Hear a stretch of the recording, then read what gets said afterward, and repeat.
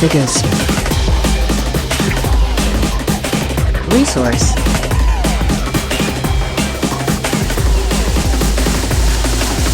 actionfiguresresource.com.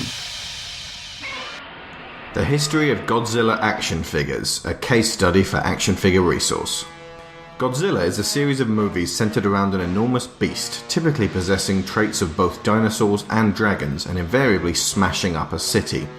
As of 2013, there have been 28 Japanese films, one American adaptation of the original, and the 1998 attempt to bring the character to the West. He is one of the world's most recognizable characters. His likeness has appeared in over 20 video games and 3 animated series. In 2014, a Western reboot will be released and could well alter the perception of the character to the general public, and precipitate a new era.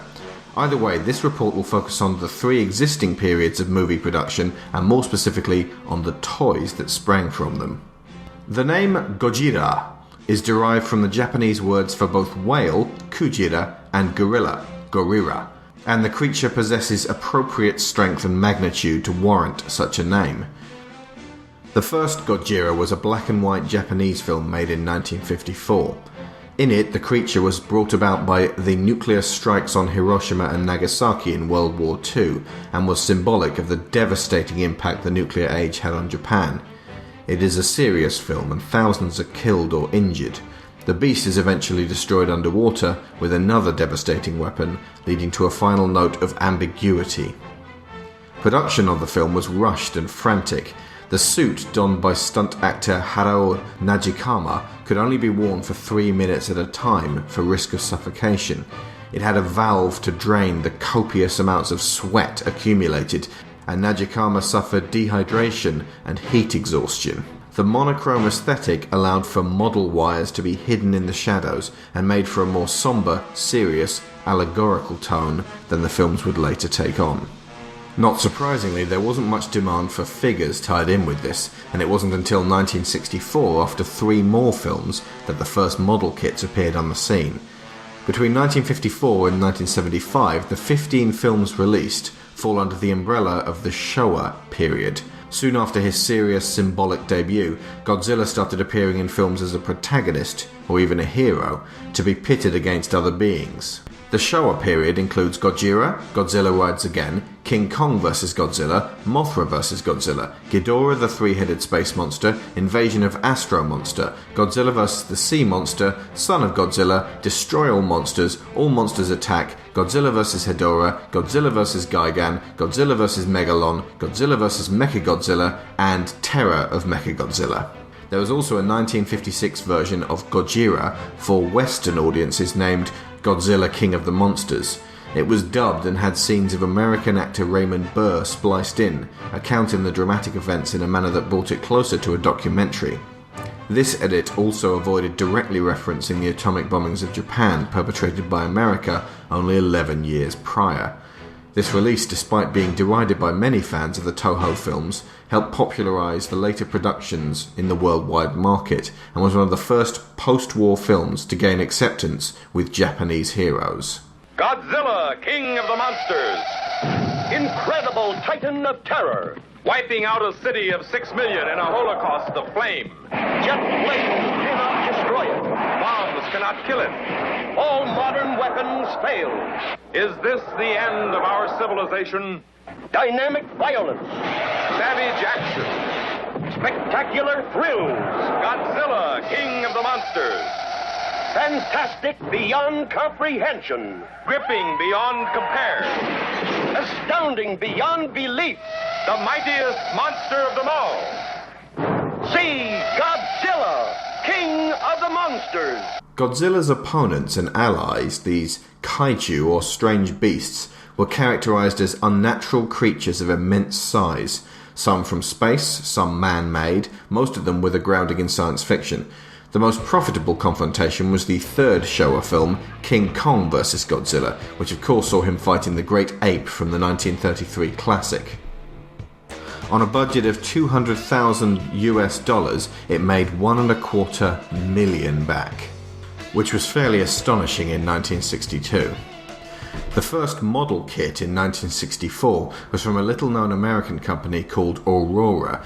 Between 1966 and 1977, Maru-san released 8 vinyl figures in 2 waves.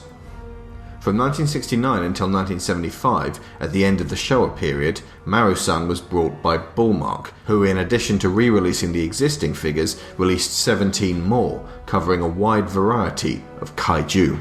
There would be no more movies for 9 years, but fans and toy companies were by no means done with the license. Between 1978 and 1979, Poppy released 7 figures of their own. These were of an inferior quality and lacked the detail and accuracy of the Maru-san and Bullmark versions. In 1983, around the time interest was drumming up for the new films, Yamakatsu put out 7 figures of their own. That same year, everything changed when Bandai began producing figures based on the series. This was to be a long-running relationship with adapting kaiju into toys. 30 years on and they are still the leading manufacturer in Japan. To date they've put out over 100 covering every era.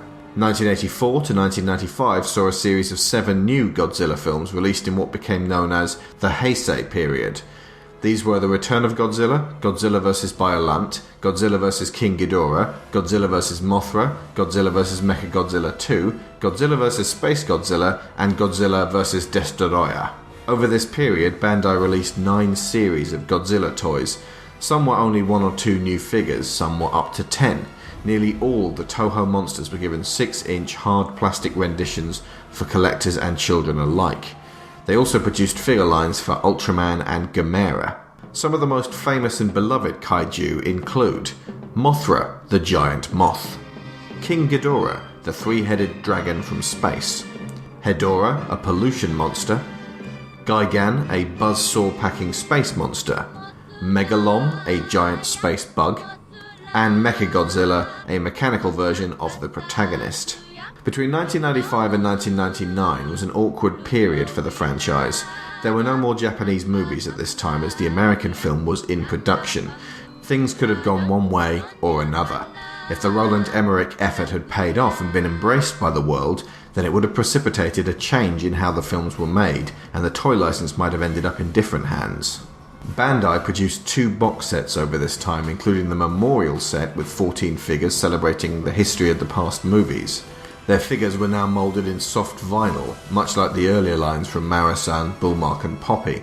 They also released figures based on the Rebirth of Mothra film trilogy, which ran from 1996 to 1998. 98 of course saw the American Godzilla film, which ran under the tagline Size Matters.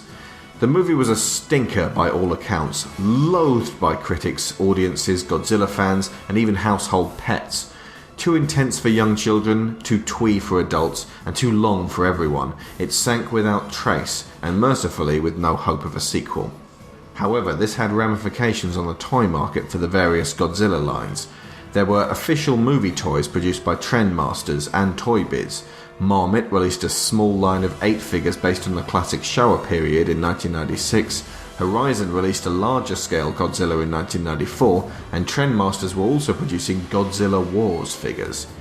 Saturation, as we all know, especially in the wake of a dismal movie, can kill licensed momentum, and as a result for many years afterwards, toy stores were wary of stocking Godzilla figures, even from Bandai. After the furor over the TriStar movie had died down, Toho reacquired the filming license and began putting out a series of 6 movies known as the Millennium Era. These comprised of Godzilla 2000, Godzilla vs. Megaguirus, Godzilla, Mothra and King Ghidorah Giant Monsters All-Out Attack, Godzilla Against Mechagodzilla, Godzilla Tokyo SOS, and Godzilla Final Wars. This last one marked the 50th anniversary of the series and its 28th official installment. In 1999, to coincide with this, Bandai began releasing reissue figures in larger and 6-inch scales, as well as characters modelled on their appearance in the Millennium films. Despite this series ending in 2004, Bandai have continued their voracious output to the delight of fans.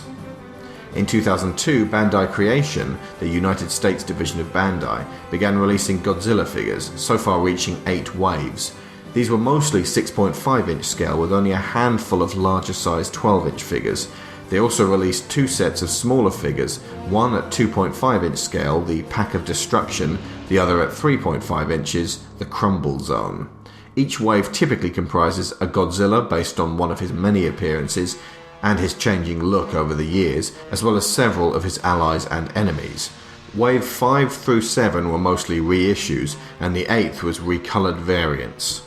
After Final Wars, Toho closed their Godzilla set down and called a halt on Godzilla films for at least a 10-year period. Toho are an immense studio and have been responsible for many of the biggest films out of Japan since the 1930s, so they could afford to let this iconic creature rest a while before inevitably bringing him back out of retirement. Meanwhile, the 2014 American reboot is in production, as this case study goes to press. Its director, Gareth Edwards, is the man behind the low-budget film Monsters.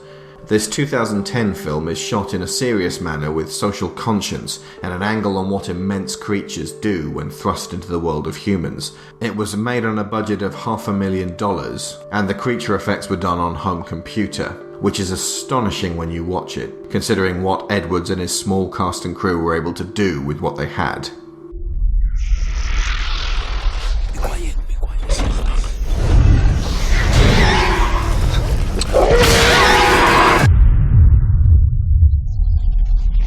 So his take on Gojira could well be a brilliant update.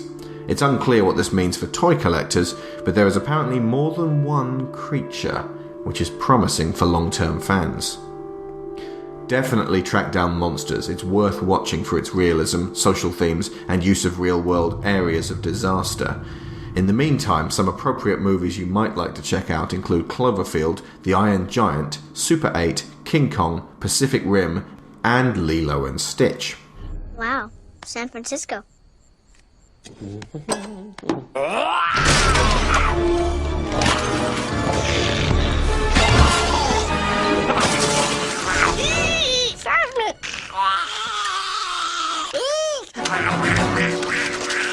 No more caffeine for you. Up from the depths, 30 stories high, breathing fire, his head in the sky. Godzilla, Godzilla, Godzilla, and Godzuki.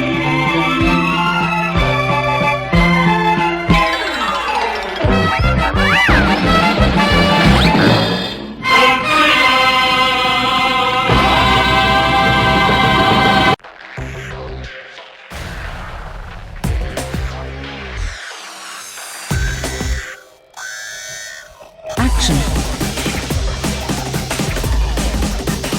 figures. Resource.